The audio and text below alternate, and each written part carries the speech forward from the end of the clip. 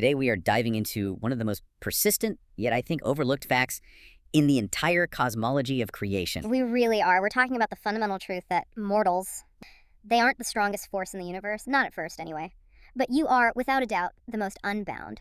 And that single detail, according to the analysis, it's the hinge point. It completely reshapes how the entire universe operates. You have these, titans and void lords locked in this eternal, predictable fight, but it's the humble mortal who has the ultimate trump card. Exactly. So our mission today is to explore why these huge cosmic players are all fundamentally locked into what the lore calls the pattern. Think of it like the universe's source code, It dictates the purpose and rules for every major power out there. And then we're going to look at how you, the mortal hero, just systematically defy it. You're the universe's ultimate wild card. So let's set the stage real quick.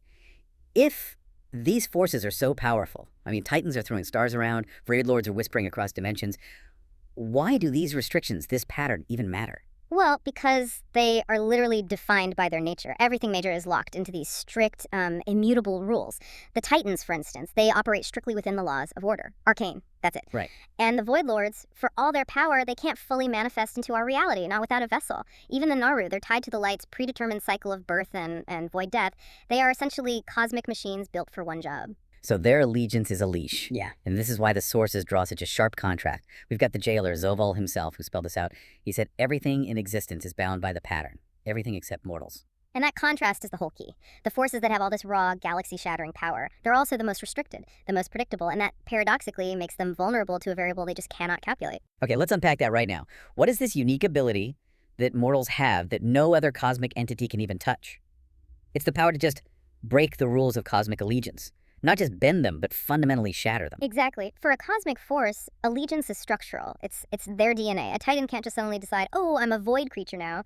The two energies are cosmically opposed. It would be self-annihilation. It would. And if a Naru, a being of pure light, tried to wield fell energy, it's the same thing. Their entire existence is defined by that one energy. But a mortal, the source material makes it so clear. A mortal hero can pick up, wield, absorb pretty much anything. We see it every day. Light, void, fel, arcane, nature, death, you name it. You can be a death knight, literally animated by death magic, and still wear a cloak that's empowered by the light. Makes no sense. It's a cosmic impossibility for everyone else. Think about the absurdity of a warlock character for a second. They're channeling the chaotic, destructive energy of fella force, literally meant to unravel existence. Like to tear it all down. And then they turn around and can safely interact with super-sensitive Titan technology. Devices that were designed to enforce perfect cosmic order. Yeah, a Titan facility should, in theory, just instantly atomize something saturated with fel energy. See it as a threat and just poof.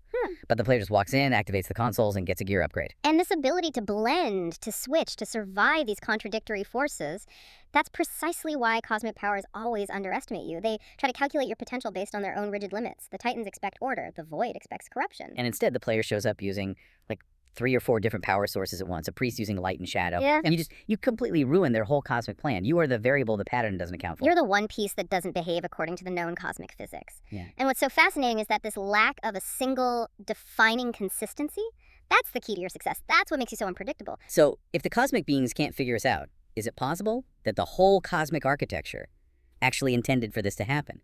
Which brings us to a really surprising twist in the research. The idea that the pattern might actually rely on mortals as a failsafe. It's a huge pivot in the analysis, right? Because if mortals were truly just an error in the system would have erased them a long time ago. Instead, we've got tangible evidence in places like Azeroth Mortis, the forge of reality itself. Tell us about that, because that feels like the smoking gun. It really is. In Azeroth Mortis, you run into the Automa. These are the first one's ancient, self-aware constructs. They're basically the digital immune system of creation, programmed for absolute defense against anyone who threatens the system's function. And yet, they never attack the player. They don't register you as a threat. Ever. It's not a glitch. It strongly implies that mortals are recognized as allowed agents. We aren't cosmic beings, but the sources suggest we're an intentional, necessary part of the design, a built-in failsafe from the first ones themselves. But why? Why would the architects of the universe build something designed to break the rules into their own, super rigid system? Because the pattern is built for maintenance and structure, but it's not great at adaptation. The pattern locks the Titans into order, which makes them vulnerable to, say, unexpected chaos.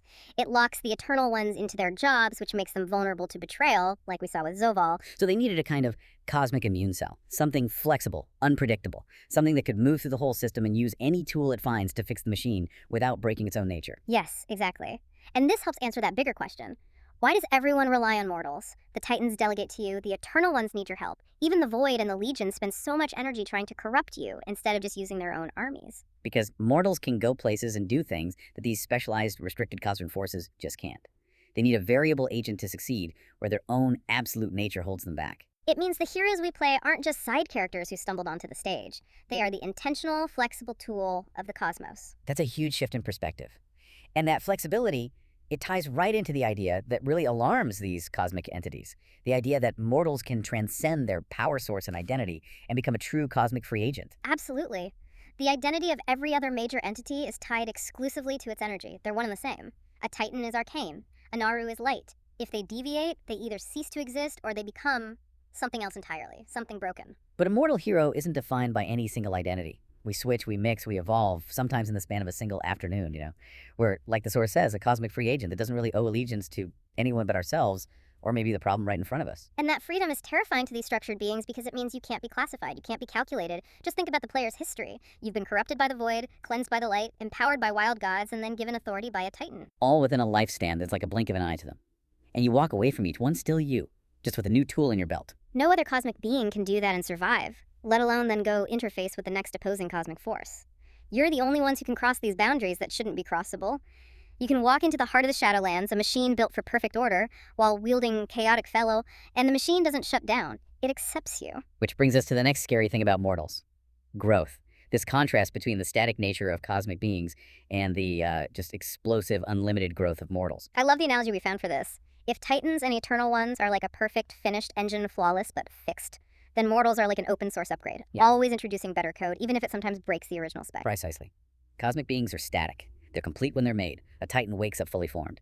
An Eternal One is locked into one role forever. They're capped by design. A Naru has a cycle, but it's a predictable one. Their potential is a known quantity. But mortals grow without a cap. There is no limit defined in the pattern for your potential. We see it over and over. You've died and returned, breaking the rules of death. You travel alternate realities, absorb energies never meant for you. And you defeat gods, titans, demon lords, beings that were supposed to be eternal and infinitely more powerful. So their strength is fixed. Our strength is a vector, always moving up. Every expansion is literally a new stage in our evolution. It's just like Zoval said, mortals defy the cosmos born of his makers. You operate outside that original static design. They're fixed points. We are the kinetic energy of the universe. Which brings us to the most defining and probably the most dangerous trait of all. Here's where it gets really interesting, because this is the one power that cosmic entities fundamentally lack, and that mortals possess: choice. Choice is the rarest power in creation. Because all the major cosmic forces, they operate on an absolute imperative. They're machines programmed with a goal they cannot deviate from. They don't choose their mission. They are their mission. The void must corrupt. The light must control. Death must sort souls. Arcane must impose structure. Phil must destroy it. They can't stop. If they did, they'd stop existing as that force. But mortals can choose. We can choose which power to follow, or we can choose to follow none of them. A paladin can turn their back on the light. They might lose their power, sure, but they're still them. They still exist. A Naru can't just choose to stop being light. And that freedom, it creates unpredictable outcomes.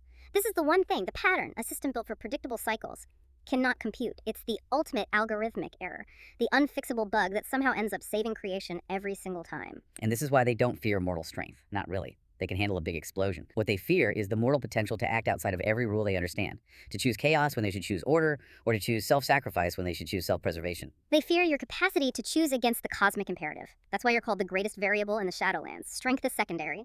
The chaos you introduce through free will is the real disruptor. So what does this all mean for the grand design? It reinforces this meta-truth that defines the whole franchise, really. The biggest stories have always been about mortals outsmarting or just surviving gods.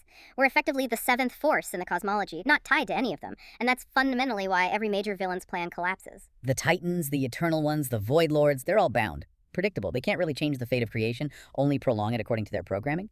But mortals, unbound by any of that, you can. You are the engine of radical, spontaneous change. So the player isn't the strongest being in the cosmos, but you are absolutely the most dangerous. You're not bound, you're not defined, not predictable, and you are completely capable of breaking systems designed by architects way beyond our scale. You're not the apex of power, you're the apex of potential. And that's why every grand evil plan falls apart the second mortals show up. Because the pattern didn't build walls around mortal will. It gave you all the power, but yeah, none of the rules. So next time you're facing down some cosmic god, just remember, you might not be stronger, but you are the only one in that room who is truly free. And that's why you win. If we connect all this to the bigger picture, the final thought is, well, it's this. Once you introduce genuine free choice into a cosmic machine that's designed for perfect order and predictable outcomes, everything becomes possible. The ultimate source of chaos in the universe isn't the void. It's the mortal heart and its capacity for unpredictable action. Thanks for joining us for this deep dive. We'll see you next time.